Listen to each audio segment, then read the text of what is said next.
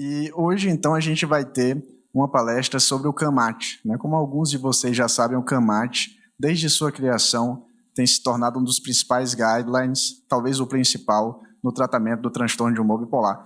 É um guideline canadense, mas que é adotado pela International Society for Bipolar Disorders. Hoje, para apresentar acerca do CAMAT, a gente trouxe, então, o professor Flávio Kapczynski, que é um dos autores da última edição do CAMAT. O professor Flávio Kapczynski fez seu doutorado em Londres, o seu pós-doutorado pela McGill University, no Canadá, é professor titular da Universidade da McMaster University, é membro da Academia Brasileira de Ciências, ele é diretor do MINDS, que é o programa de pós-graduação da McMaster University, e também tem uma carreira aí de muito sucesso, com cerca de 450 publicações no PubMed. Bom, prazer para a gente, então, ter aqui o professor Flávio Kapczynski.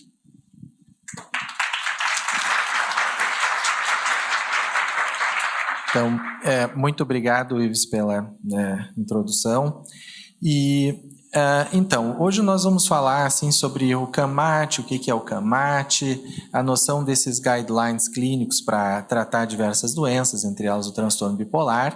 E eu fiquei devendo também que hoje no simpósio da Daiichi Sankyo eu não falei do Latuda, porque eu optei de falar da minha trajetória de pesquisa atual.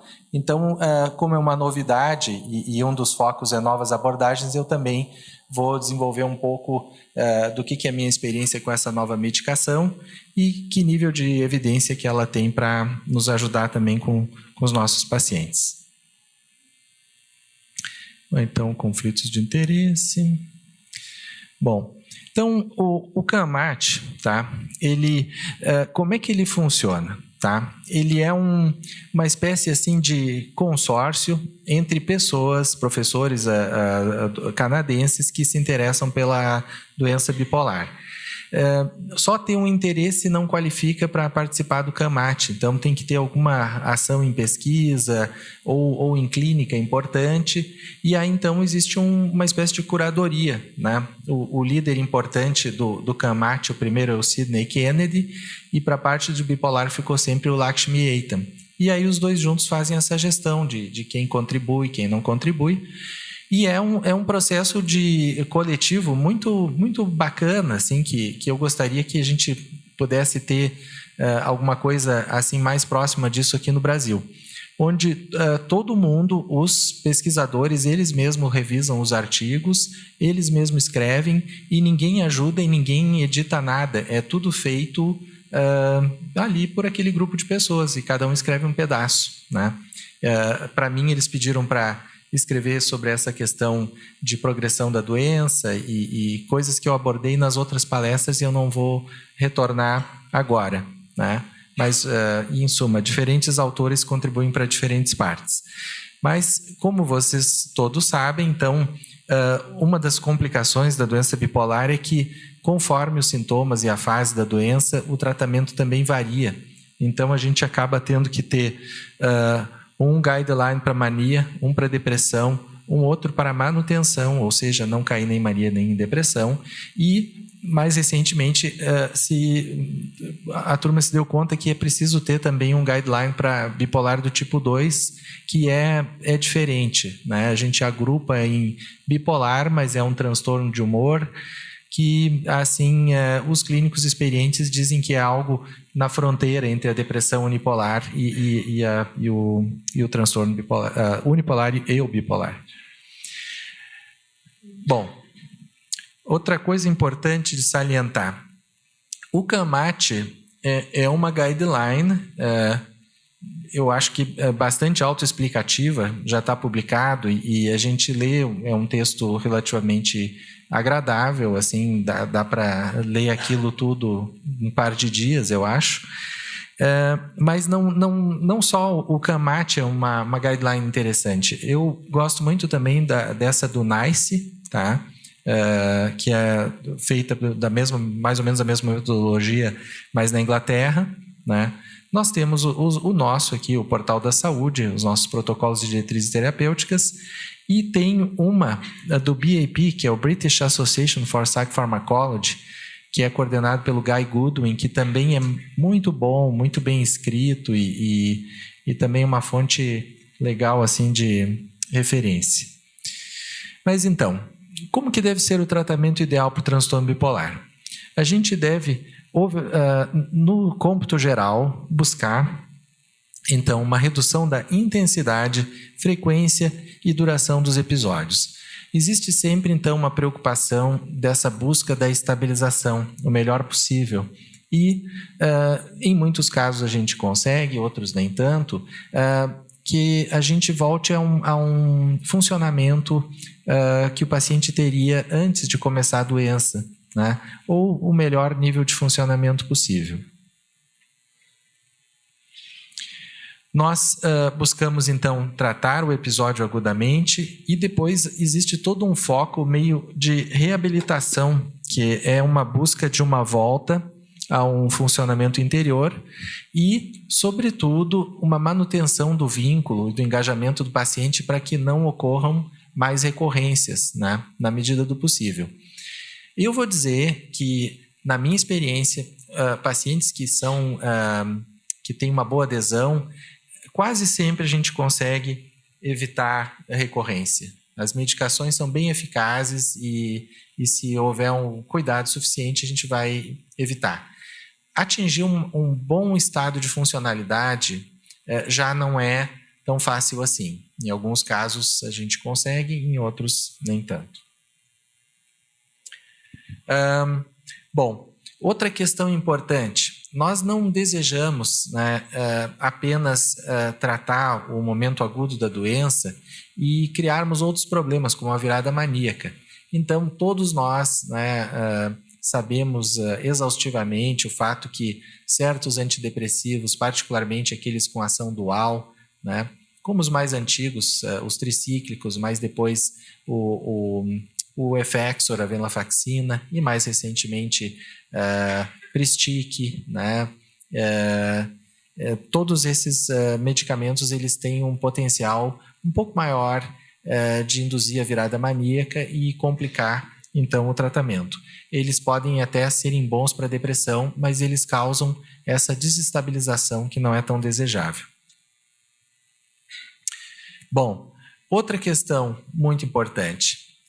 Não basta evitar as crises e até conseguir funcionar melhor se o nosso paciente fica extremamente desregulado metabolicamente.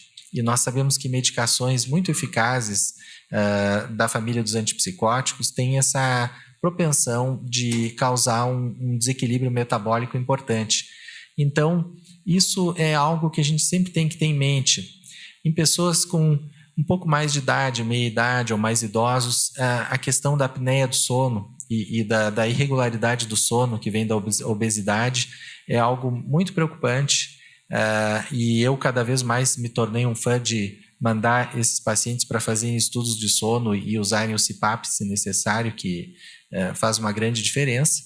E nos mais jovens, onde a questão do sono não é tão preponderante, nós temos toda uma outra série de desafios, né? Os jovens eles precisam interagir, eles estão encontrando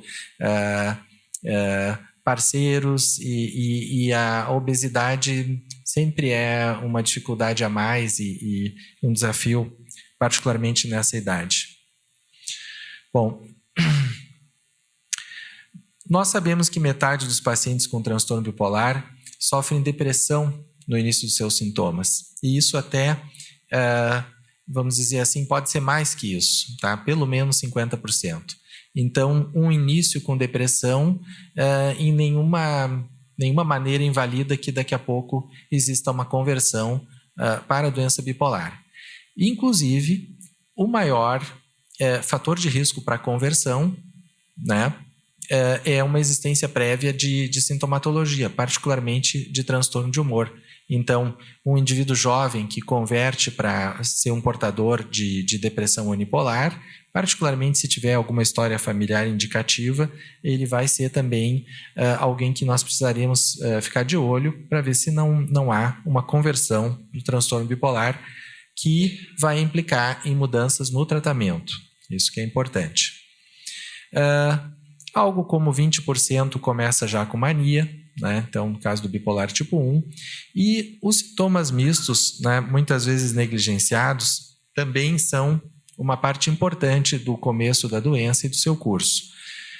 Por sintomas mistos, nós vamos enfatizar que sintomas mistos não quer dizer necessariamente ter mania e depressão ao mesmo tempo. Simplesmente, sintoma misto pode ser um grau elevado de irritabilidade e disforia, e pode ser também permeado por sintomas mais do nível paranoide, né, interpretações paranoides da realidade, irritabilidade, conflitos, né, tornando assim esses portadores pessoas de convívio muito difícil. Bom, como começa com depressão, então, frequentemente, os antidepressivos vão ser o primeiro tratamento, né? Então, aparece uma doença mais comum, como depressão, né? Se não há um outro indicativo, o antidepressivo vai ser usado, né? Bem mais do que os estabilizadores de humor, né? Mas nós sabemos também que os antidepressivos, nesses casos, eles podem não ser tão efetivos. E, frequentemente, nós vamos verificar uma outra questão. É aquele paciente que nós tratamos com o antidepressivo, ele melhora um tempo e perde o efeito. Aí troca o antidepressivo, melhora um tempo, perde o efeito.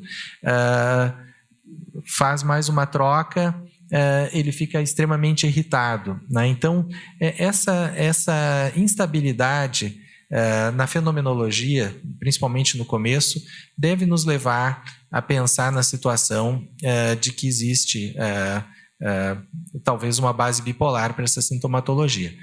Vamos lembrar que são doenças que ocorrem em famílias e o fator genético é importante, mas ainda assim a forma mais comum de ocorrência da doença bipolar é sem história familiar. Então, nem todos os casos têm história e uma grande percentagem não tem, né? Então, isso não é um fator de exclusão, tá? Bom, então, rapidamente, né, revisando, o bipolar do tipo 2, nós temos uma maior exuberância de sintomas depressivos, as hipomanias. No bipolar tipo 1, né, que é o clássico, manias e depressões. E no unipolar, então, nós temos então apenas a parte depressiva, né? E aqui, então, usando, né, os nossos antigos afetivogramas, que no tempo da minha residência e por um tempo a gente ainda usava lá no nosso serviço, onde vermelho é mania e azul é depressão, o bipolar tipo 2, vocês veem que ele vai ter bem mais depressão e poucos momentos de hipomania. Então, a gente às vezes até simplifica quando pacientes e pessoas leigas nos perguntam, mas afinal, o que é esse tipo bipolar tipo 2? Eu acabo simplificando e dizendo, olha, é um tipo de depressão, né? É uma doença que predomina com depressão, mas ela tem características específicas que acabam mudando o tratamento. E no bipolar do tipo 1, aí nós temos essa alternância, né? Situações de depressão, mas as situações de mania. Bom, então, as fases do tratamento. Primeiro, fase aguda. Atingir, então, os objetivos são atingir a recuperação sindrômica, maximizar os estabilizadores de humor e implementar tratamentos adjuntos, educar o paciente e a família quanto aos fatores desestabilizadores. E, nesse ponto e tantos outros da doença bipolar, a gente faz um paralelo com a diabetes, né? Então, a diabetes é uma doença crônica que, uma vez bem controlada, leva a uma boa qualidade de vida, bom funcionamento e proteção da saúde. A doença bipolar, ela é também crônica e bem tratada, né, dá todas as oportunidades para os portadores terem uma vida bem de muito sucesso e né, bom funcionamento. A fase de continuação. Então, aqui nós vamos nos preocupar com a recuperação funcional do paciente, certo? Não basta não ter episódio, ele tem que voltar a trabalhar de preferência, né? E para obter esta recuperação funcional, frequentemente terapias, né, psicoterapias serão necessárias. Quem pode e tem a destreza de aplicar tratamento farmacológico e psicoterapêutico, isso é uma vantagem, mas muitas vezes alguns de nós vão se focar mais em alguma das modalidades, então nós precisamos ter já em mente com quem que a gente vai colaborar para complementar o tratamento, né? E ter uma referência segura para que uma parte seja feita com alguém, outra parte com outro, e possamos ter aí um time ou uma equipe para abordar esses casos crônicos, né? Otimizar os estabilizadores e melhorar a tolerabilidade. Se houver, então, disfunção metabólica tem que ser tratada. E os psiquiatras, eles precisam também conhecer como manejar essas disfunções metabólicas e como encontrar recursos em colegas para tornar esses pacientes, ou seja, medicá-los adequadamente, mas não necessariamente colocá-los numa área de risco para o desenvolvimento de morbidade cardiovascular. Psicoeducação nada mais é do que ensinar o paciente sobre a doença, sobre a cronicidade, aspectos que são importantes ele conhecer para que se mantenham estáveis, né? E na manutenção, né? Nós precisamos ensinar o paciente a antecipar os pródromos, otimizar a adaptação ao transtorno bipolar, monitorar efeitos adversos, né? Então, todos esses desafios, né, se bem conduzidos, vão levar a um manejo de sucesso de casos com paciente bipolar. Os agentes farmacológicos que nós podemos utilizar para tratar essa doença são múltiplos e aparentemente é algo bastante complicado. Na medida que a gente vai adquirindo mais prática e vai vendo que não é assim tão complexo, porque essas tabelas elas tiram a hierarquia, né? Então a gente vê esse inúmero conjunto aqui de medicamentos e parece algo bem confuso. Depois eu vou explicar e isso tudo vai fazer sentido. Mas nós temos basicamente o lítio, que é uma categoria de um fármaco só, os anticonvulsivantes, que temos vários, ácido valproico, carbamazepina, lamotrigina, é um anticonvulsivante que eu utilizo com muita frequência e extremamente eficaz. Gabapentina e topiramato não funcionam, tá? Então eles estão aqui, mas nenhum dos dois é um tratamento aprovado e com a necessária eficácia para o controle da doença bipolar. Os antipsicóticos também envolvem múltiplos. Nós temos desde do velho haloperidol, né, que a gente sabe que é excelente para tratar mania aguda, mas envolve inúmeros efeitos colaterais e problemas de uso de longo prazo.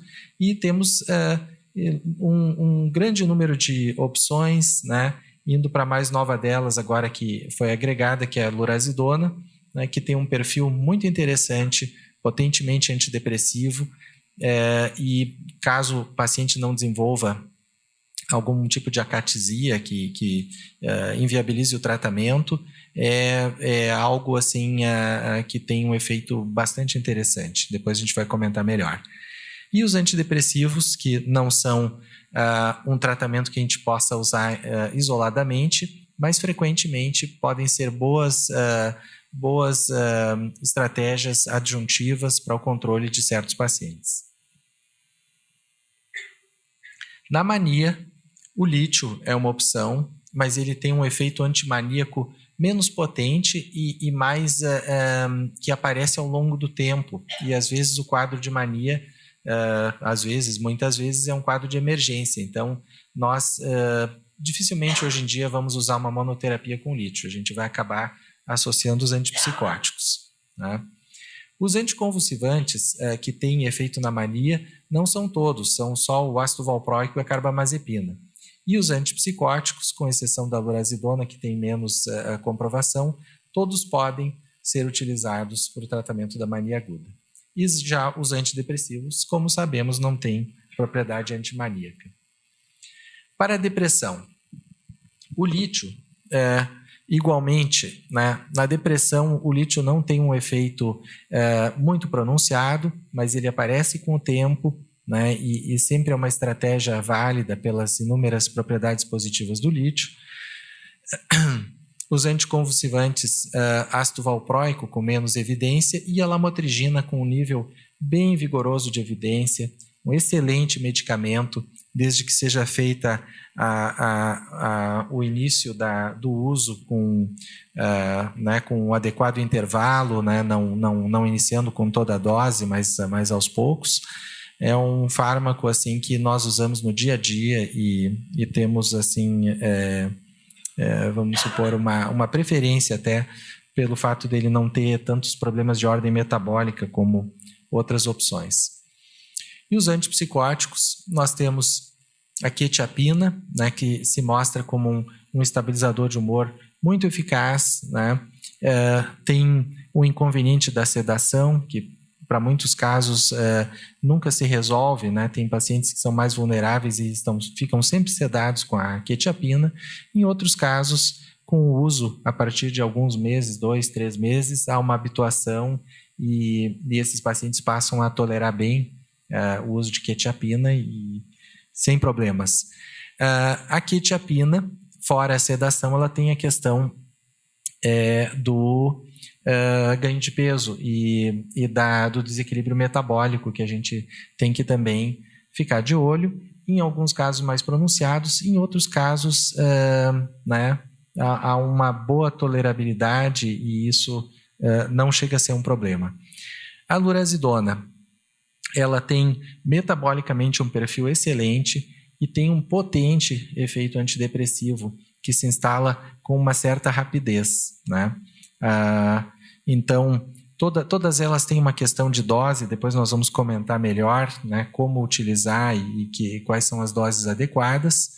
E dos antidepressivos, né, a gente vai acabar optando por utilizar os não duais, né? Os duais, a gente tem razão para acreditar que eles têm um uso mais perigoso no sentido da virada, né? Mas vários deles, particularmente o que ficou mais famoso foi a fluoxetina pela combinação de fluoxetina e olanzapina, né? Que nós sabemos que é uma estratégia bem eficaz para muitos casos de depressão bipolar.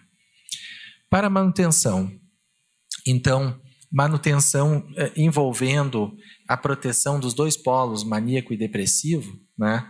Ela tem o lítio, ácido valproico, carbamazepina, menos evidência, menos forte, e a lamotrigina protegendo bem mais contra as recaídas depressivas do que com qualquer propriedade para, de forma mais robusta, proteger contra hipomania ou mania.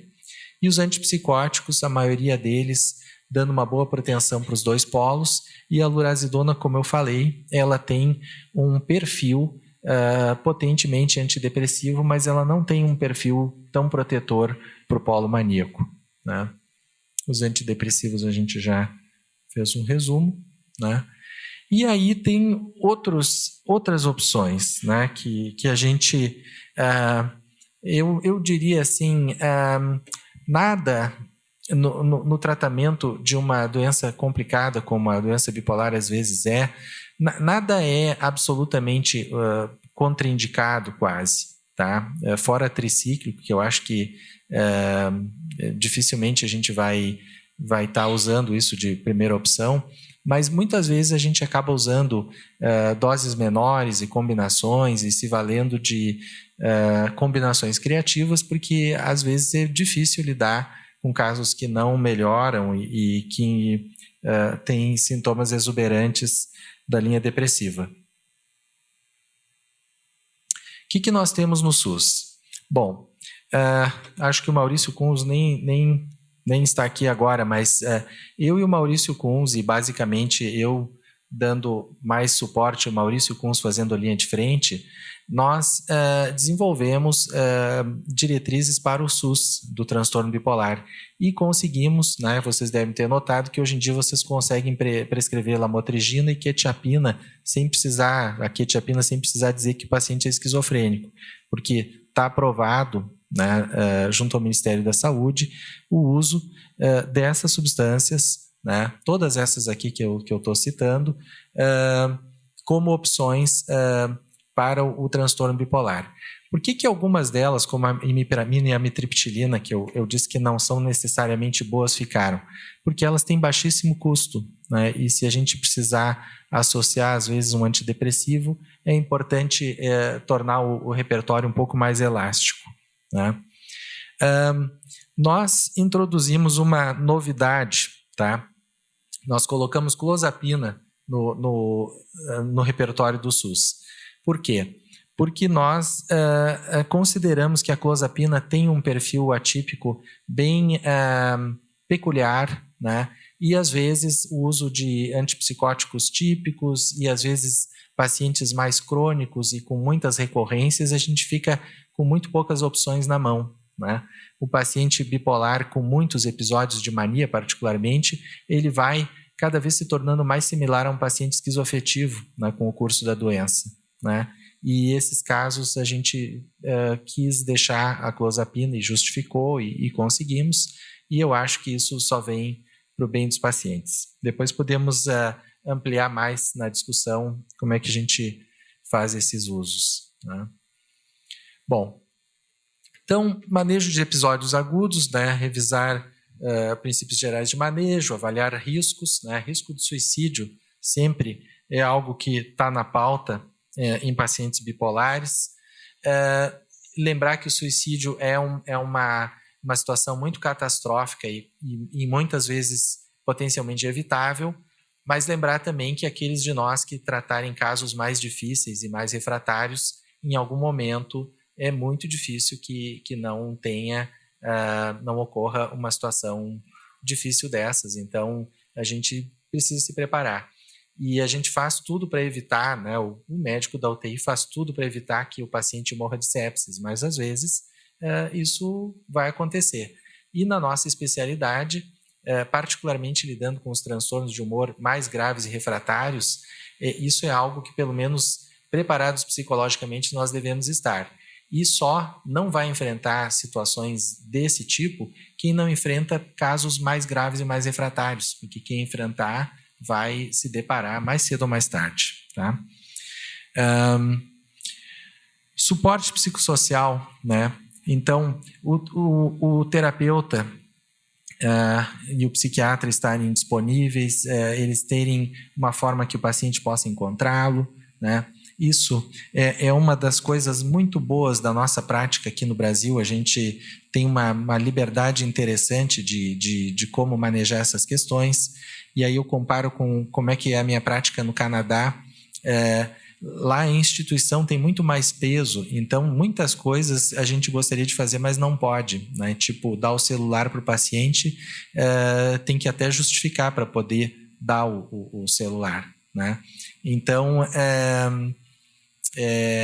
vamos supor que a gente acaba tendo que se preocupar em formar uma boa rede de apoio, porque esses pacientes vão precisar, eles vão ter dúvida, eles vão ter recaídas, os familiares vão ficar em dúvida, vão aparecer impasses, às vezes eles acabam parando em emergências e não sabem o que fazer, e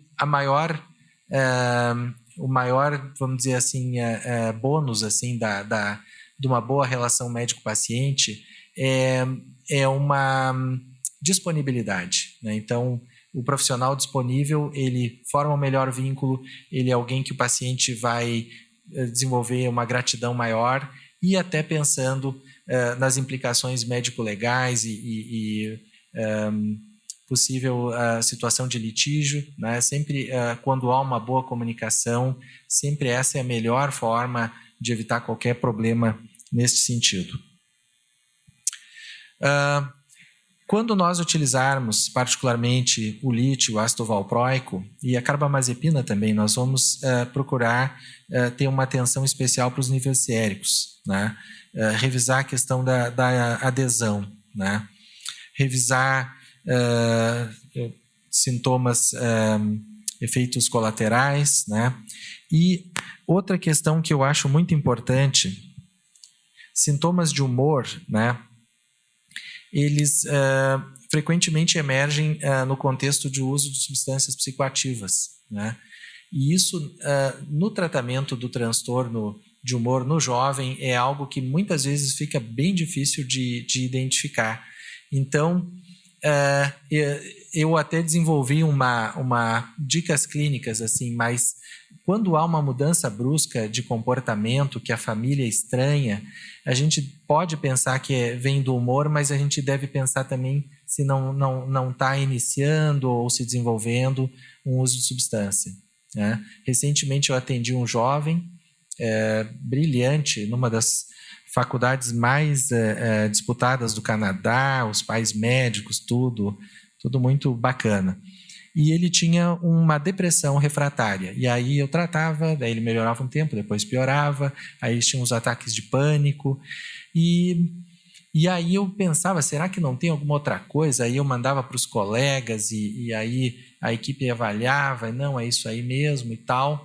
Aí até que um belo dia ele perdeu a carteira, né? E eu, puxa, que estranho. Aí ele desmarcou uma consulta.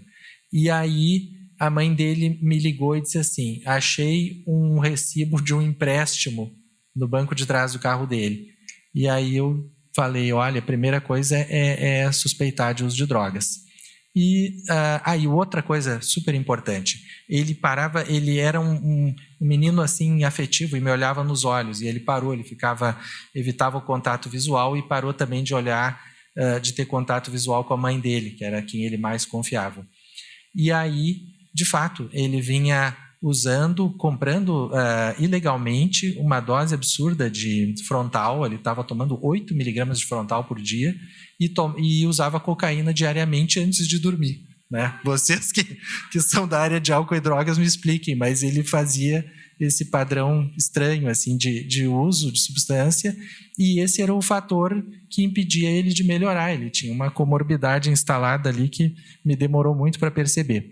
Aí eu mandei para nossa colega de álcool e drogas lá, e aí eu falei, olha, pois é, eu tenho experiência e tal, mas me passou, né? Que tu acha? E ela disse, pois é, eu olhei para a cara dele e eu já sabia, né? Então, eu acho que a gente sempre não deve superestimar a nossa experiência e a nossa capacidade, porque sempre quem vê mais casos vai saber mais, né? Então, a gente às vezes entende de uma parte da nossa especialidade, mas não tanto de outra. Bom, eu recomendo a todos vocês essa leitura. Eu acho que todos esses outros que eu citei são bons, mas esse saiu agora e ele é de fácil acesso, fácil leitura, e é muito informativo, tá? Ele não tem só sobre o tratamento farmacológico, ele tem muita coisa sobre o curso da doença. Então, eu acho que realmente é uma ótima fonte para a gente se informar. Bom, e aí tem uma parte que eu não vou explicar, porque eu não sou o melhor sujeito técnico e algoritmo aqui para vocês, tá? Eu vou falar mais das questões clínicas. Mas se vocês lerem, vocês vão ver que as opções elas são todas baseadas em níveis de evidência. É um trabalho super metódico, assim, que foi sendo desenvolvido ao longo do tempo. Níveis de evidências, opções, o que é a primeira opção, o que é a segunda opção, né? Eu prefiro pensar assim, quais são as opções, quais são os remédios que a gente pode usar mais em monoterapia, aprender a usar alguns deles e depois ir desenvolvendo, né? Eu, sinceramente, eu acho que a medicina baseada em evidência é muito interessante, mas eu acho que seguir à risca esses algoritmos nem sempre é o que a gente pode oferecer de melhor. Eu acho que uma boa metáfora para nós que na clínica estamos julgando os casos é pensar que esse material é como se fosse a Constituição, mas nós somos juízes, então nós interpretamos a Constituição e nós levamos em conta o que seja o melhor tipo de combinação para aquele caso específico que está ali na nossa frente. Certo, então esses montes de reloginhos aqui são difíceis, né? Mas, basicamente, isso aqui tudo está nos mostrando assim, que existem diferentes opções, né? Nós botamos... a gente tinha até uma briga que ocorreu dentro do CAMAT, era a questão do lítio, né? como destacar suficientemente o lítio. E aí alguns de talvez mais idade, como eu e o Martin Alda, a gente dizia assim, tem que botar o lítio como uma primeira opção separado das outras, porque não existe, por exemplo, um excellent responder para lamotrigina, mas existe um excelente respondedor a lítio. Se a gente não sugerir fortemente que o lítio seja usado primeiro, como é que a gente vai saber se o paciente não recebeu essa chance? Mas não teve jeito, a gente conseguiu no máximo botar assim, na hora de mostrar as opções, botar o lítio em primeiro lugar, mas ele não aparece como uma opção destacada das outras. Bom, outra questão, né? Agitação psicomotora, né? Então, mais para quem trabalha com internação, às vezes em consultório a gente enfrenta, né? E aí nós temos boas opções de primeira linha, como aripiprazol, lorazepam, né? Também a gente usa bastante, né? Olanzapina é o meu favorito, eu gosto muito da olanzapina e prefiro com relação ao aripiprazol. E na segunda linha, outros como risperidona e haloperidol caem um pouco pela questão dos efeitos extrapiramidais, né? Em suma.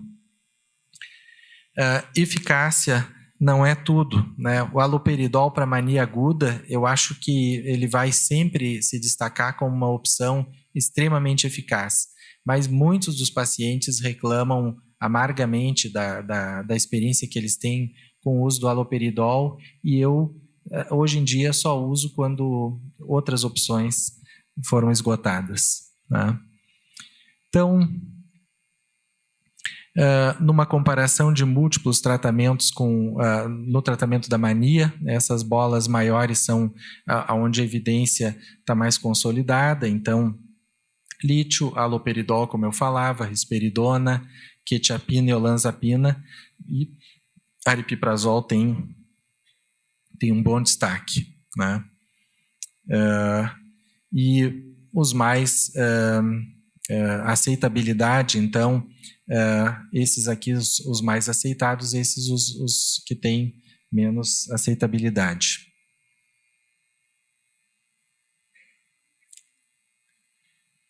Bom, a questão do tratamento combinado para mania, né? Então, o uso do estabilizador, né? Então o lítio, por exemplo, ou ácido valproico, sozinho é um tratamento aceitável e funciona.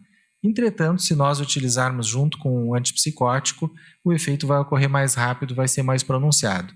Se um paciente tem uma situação de mania que é uma emergência, eu acho que, né, a gente vai mais para esse lado aqui. É o que eu vejo os meus colegas na internação fazerem e é o que eu faço tratando dos meus pacientes.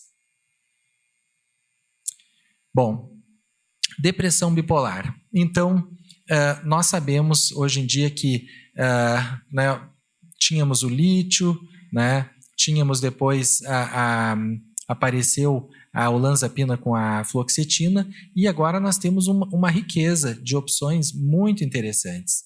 Nós temos a própria quetiapina, a lurazidona, né, que é uma opção muito interessante, o lítio, a lamotrigina, né, e combinações diferentes entre elas, né? Então, nós não temos mais atualmente, então, esse dilema. Puxa, depressão bipolar, o que fazer? Não existe tratamento, antidepressivo pode piorar a mania. Não, existe uma série de opções, né? E com diferenciais importantes, né? Então, a quetiapina com um perfil mais sedativo, né?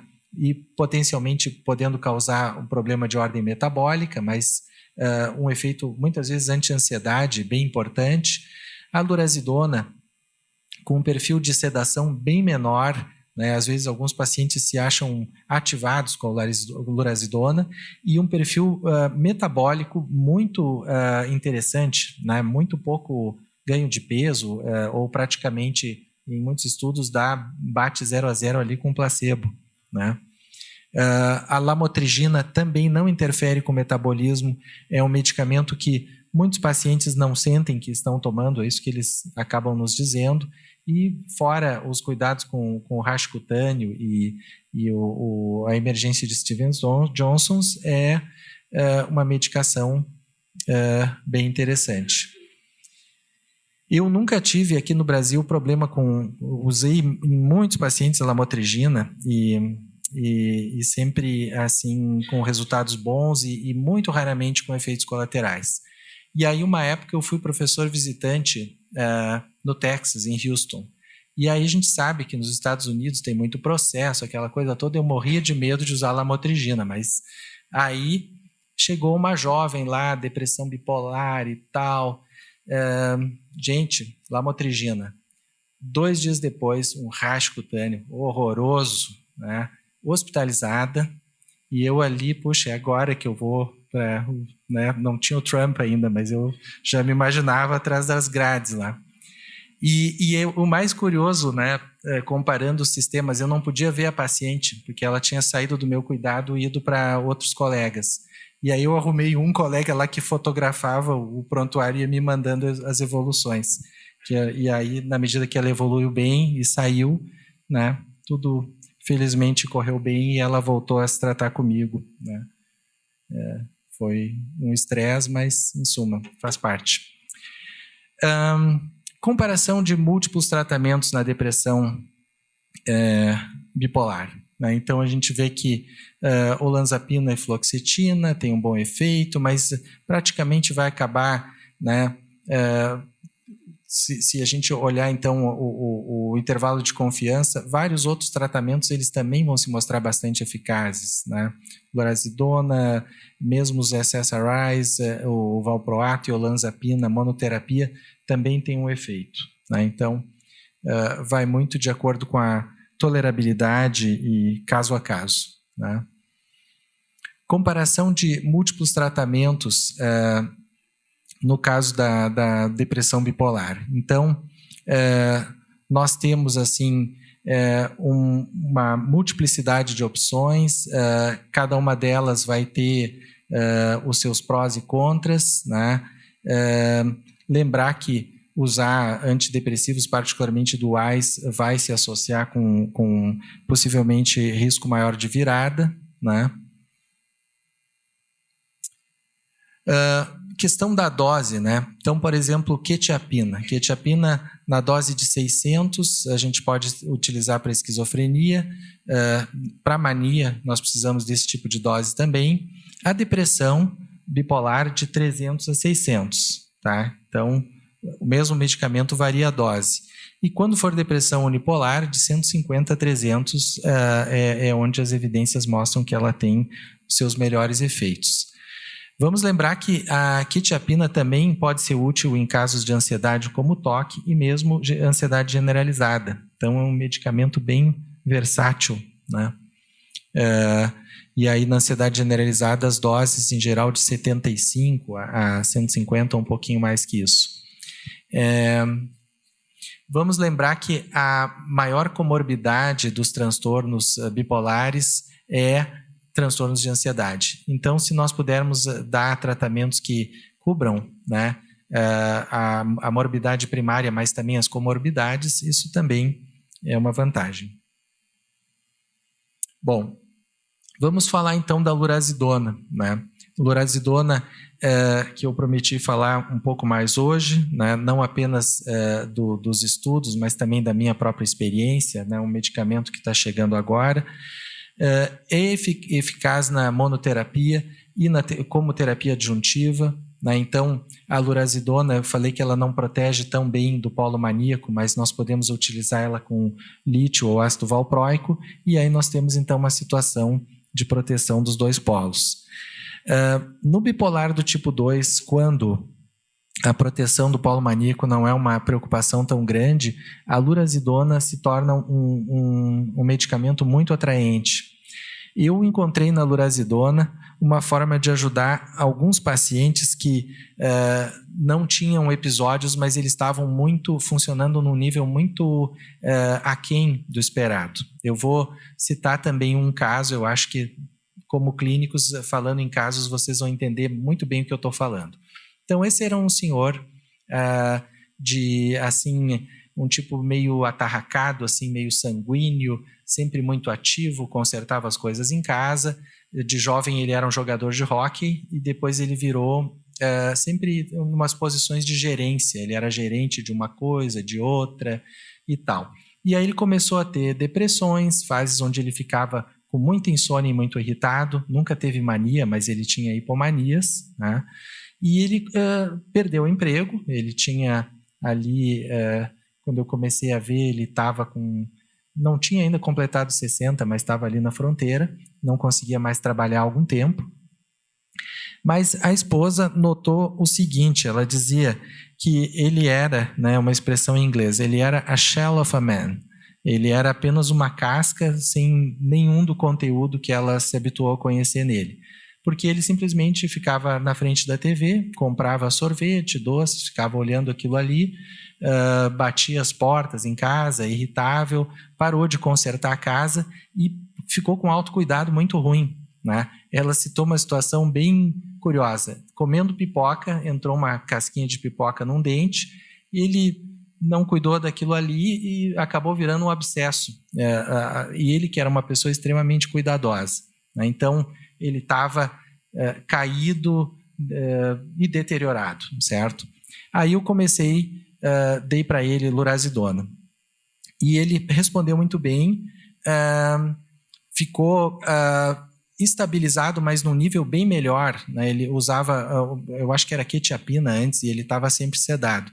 E aí a sedação reduziu muito, começou a funcionar melhor, consertar coisas em casa, não voltou a trabalhar, mas ele começou, por exemplo, me mandou agora uma foto de pescando no lago, pegou um peixão, em suma, né, voltou a ser uma pessoa funcional, né? Então, eu acho que só tirar a pessoa dos episódios nem sempre é o que nós mais desejamos. A gente quer um bom funcionamento e uma boa qualidade de vida. E como as opções são múltiplas, eu aconselho, a gente faz até o que a gente pode e depois tenta ler, estudar e criar alternativas ou encaminhar para outros colegas que tenham mais experiência. Então, a lurazidona se mostrou eficaz em vários estudos, não apenas de curto prazo, mas de longo prazo, para o tratamento da depressão bipolar, atingindo boas taxas de remissão, né? E como eu falei, como monoterapia e terapia adjuntiva, ela se provou uma boa opção, né? E aí, como utilizar, então, na depressão bipolar, certo? Então, curiosamente,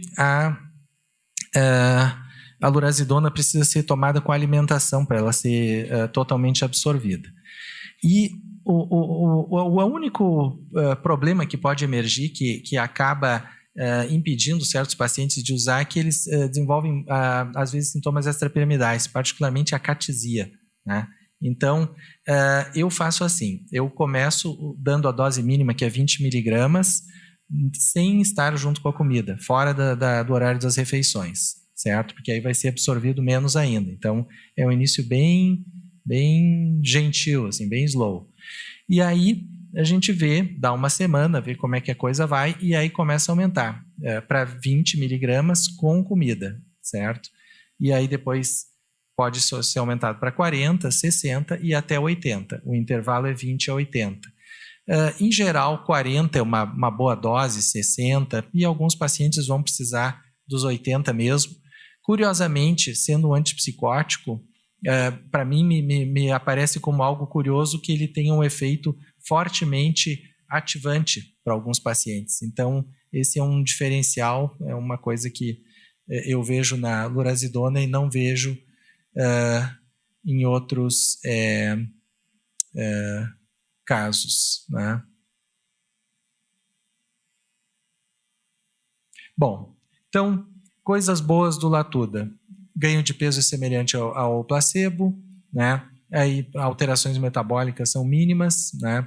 Ele, diferente da quetiapina, não tem essa preocupação de monitorar o eletrocardiograma, né? Não tem impacto no QTC, dá menos hipotensão ortostática, diferente da risperidona e dos típicos, ele não interfere na prolactina, e isso aparentemente é o que dá esse diferencial na libido, né? Então ela tem uma interferência mínima, né? e na libido, né? Tem também um efeito na ansiedade, na depressão bipolar, e muitos pacientes referem uma melhora na cognição, né? Esse paciente que eu citei para vocês, o da pescaria, claramente ele ficou bem mais ativo e diminuiu muito a queixa da esposa com relação àquele sujeito que estava ali meio que desligado do mundo. Ele passou a se tornar alguém assim bem mais vibrante e condizente com a idade dele.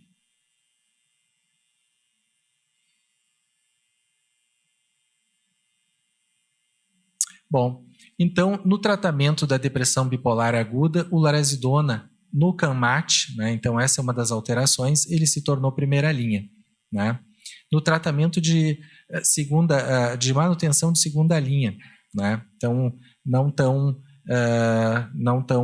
eficaz quanto na primeira linha, né?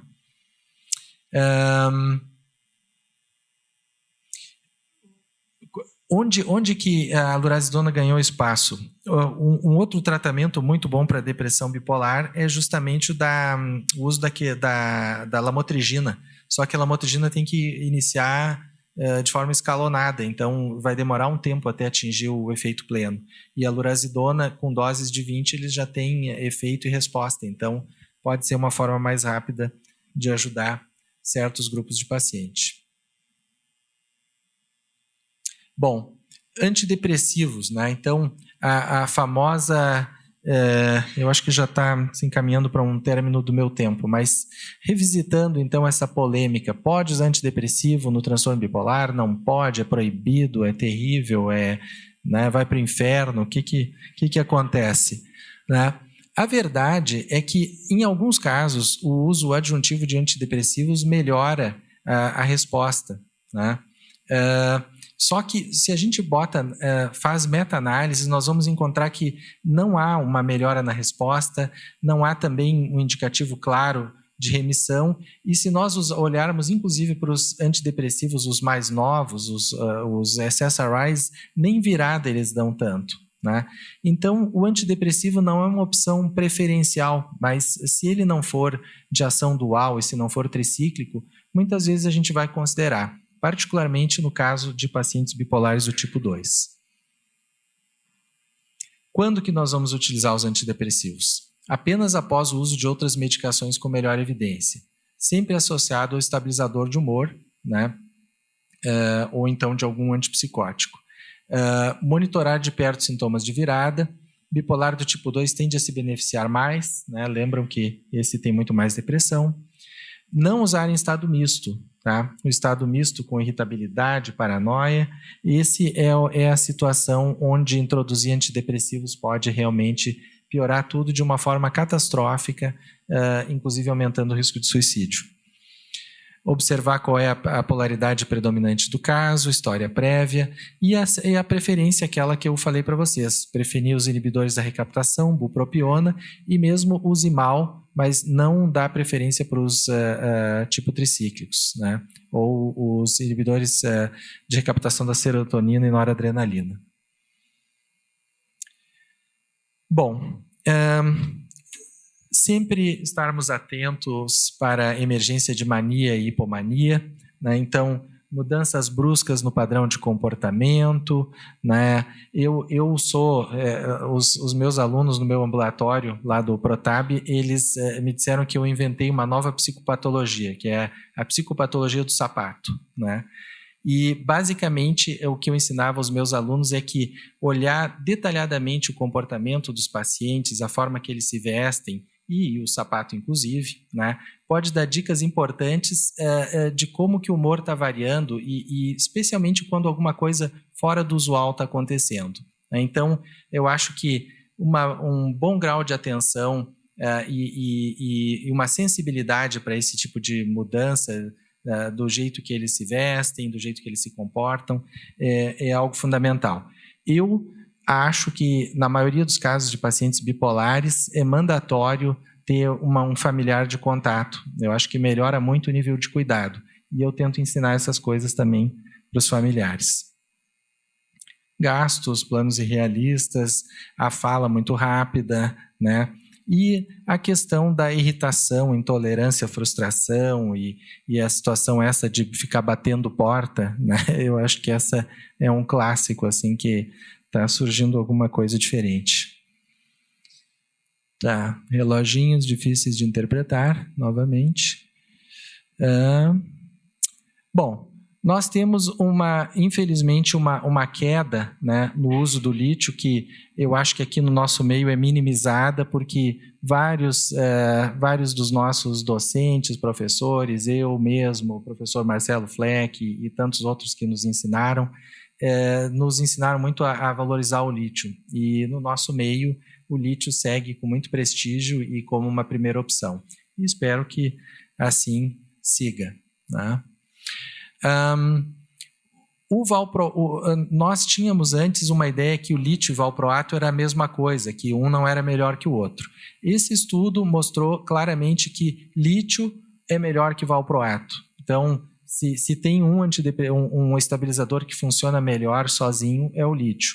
E quando se usa lítio e valproato, os pacientes, no longo prazo, se dão melhor do que aqueles que usam valproato apenas, né? Então, o lítio tem realmente algo de muito especial, né? O lítio reduz, e é o único, que reduz mortalidade, tá?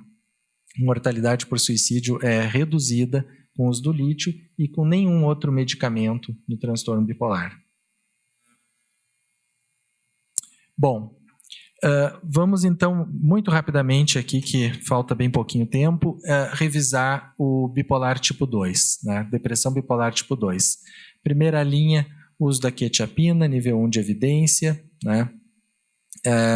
Nós não temos ainda os ensaios clínicos com a lurazidona, por exemplo, mas eu não tenho nenhum problema em prescrever, porque eu acho que tem toda a lógica e acho que será, certamente, quando os ensaios ocorrerem, uma excelente opção para o tratamento do transtorno bipolar tipo 2.